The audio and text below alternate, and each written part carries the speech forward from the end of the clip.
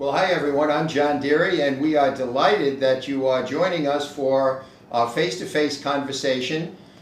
This is our new series dealing with talking simple layman's language about various aspects of our practice, and today we're going to be talking about something that hopefully it doesn't impact on you too much, but it's motor vehicle accidents, and it's something that happens regrettably too many times every single day.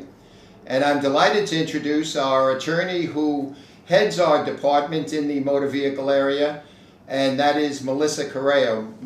Melissa, delighted to welcome you first time to our show. Thank you, John. So let's start with talking motor vehicles. Let's talk about the kinds of motor vehicles. You've had a very lengthy career in terms of dealing with these kinds of accidents. What would you say are the kind of major categories of motor vehicle accidents that you've been dealt with? Well, I have dealt with rear-end accidents, accidents that occur at intersections. There's accidents that unfortunately occur because the driver loses control. And I have dealt with both drivers, passengers, and also pedestrians.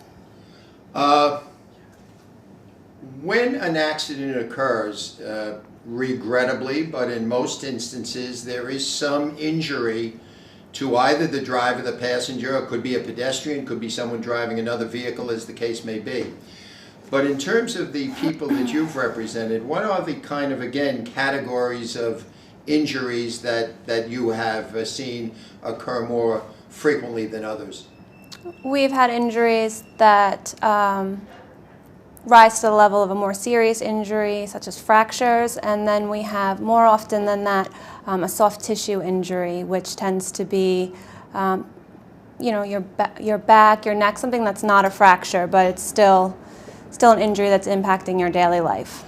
We will get to that because it is an important distinction in the law, so-called threshold injuries, but in terms of parts of the body that are injured, generally speaking, in automobile accidents, what has been your experience there? Parts of the body can be really any part of the body. It especially depends on where the impact has occurred in the vehicle, but arms, legs, back, neck, hips, knees, elbows, you name it. Melissa, one of the important distinctions in a motor vehicle accident involves what kind of injury the person has suffered. You mentioned serious and you mentioned soft tissue. What is that distinction?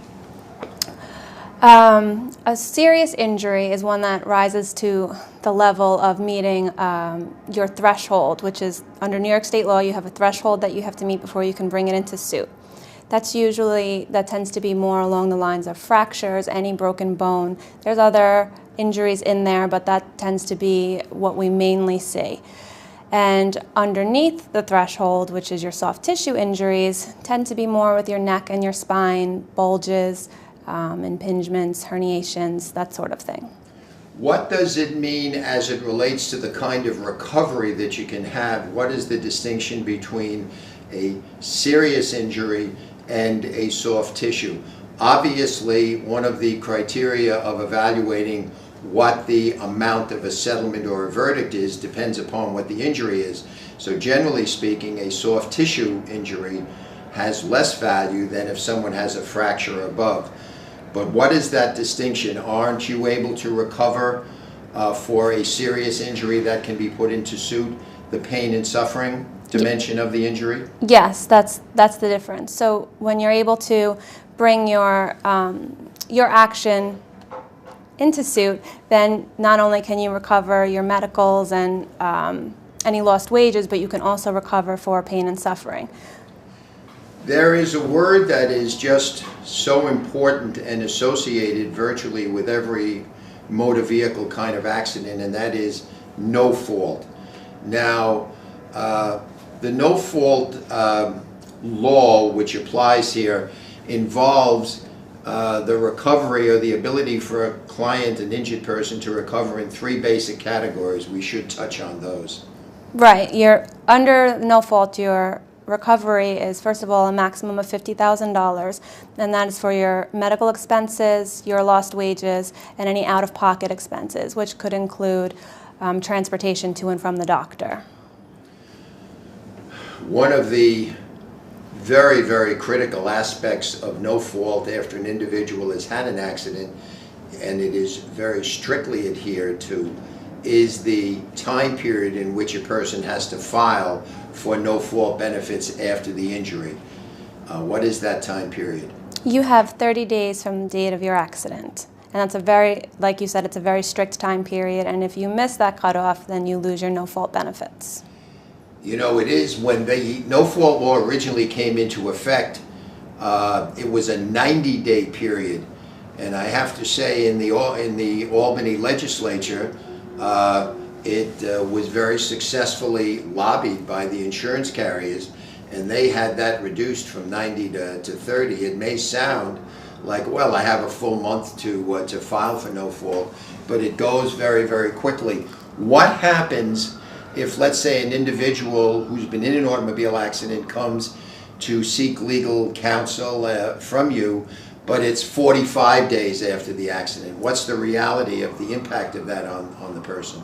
The reality is that they do not have the benefit of no fault. However, they still can bring their action they can still bring a suit depending on, like we had discussed, what their injuries are and if they meet the threshold. So they should absolutely still consult with an attorney, but like I said, the cutoff date for no fault is very strict. You know, I think it's a good piece of advice, and since we're attorneys talking, it can be maybe misconstrued that we're stimulating business for the legal profession, but that is not the motivation here. I think it's really important for people to understand if they've been in an accident as a driver, pedestrian, or a passenger, that they must file for their no-fault benefits within that 30 days. So seeking some counsel and advice from an attorney, irrespective of whether they proceed down the track with a lawsuit, is a very, very good piece of advice. On the soft tissue, so a person has an injury, and we've seen this, sometimes it's made light of, but it shouldn't. Someone is in an automobile accident, frequently from a rear-end collision, and they say, oh, my back, my back. And that may wind up being a soft tissue. They may not fracture a bone, but they have a soft tissue injury. There is a time period of 180 and 90 days. How does that work? Well, John, you can still meet New York State's threshold for bringing your action into suit, even if you have a soft tissue injury, if you have a non-permanent medical condition that impairs your daily activities for at least 90 out of the first 180 days from the date of the accident. How do you prove that it is impaired for that essentially 6-month period? You've got to show at 180 days, and it's a 90-day period, you've got to show that for at least portion of the 6 months, and in this case 3 months, that it has impacted on you. How do you go about doing that? Well, with your treatment, with your doctor, your orthopedist, your physical therapist, so your medical records will show it. And if you've been out of work or your doctor has put you on partial or full disability, they'll write you a note for that as well. If a person, for example, let's say is going for treatment, let's say 3 times a week, which is a fairly regular occurrence for someone with a soft tissue injury, going to their physical therapist or their chiropractor, as the case may be, and they go 3 times a week. Now, in the course of that week, if they're going for, do they get 3 days of credit out of the 90 days, or is it the full week that they're under treatment, even though they may not physically go to the chiropractor, physical therapist, or otherwise? It's the full week that they're under treatment, because it's during that full week that their daily activities are still being impacted. Issue that we raise all the time here on the face-to-face conversations is the statute of limitations. Now, what is the statute of limitations for a motor vehicle accident? Meaning the time period you can put the case into suit. Right. The New York State statute of limitations for a motor vehicle accident is 3 years. From the date of the accident. And what happens if a person doesn't bring it or put it into suit during that 3-year period? Your remedies are lost forever. Really? That's a very, very strict statute of limitations, and it's not to be taken lightly.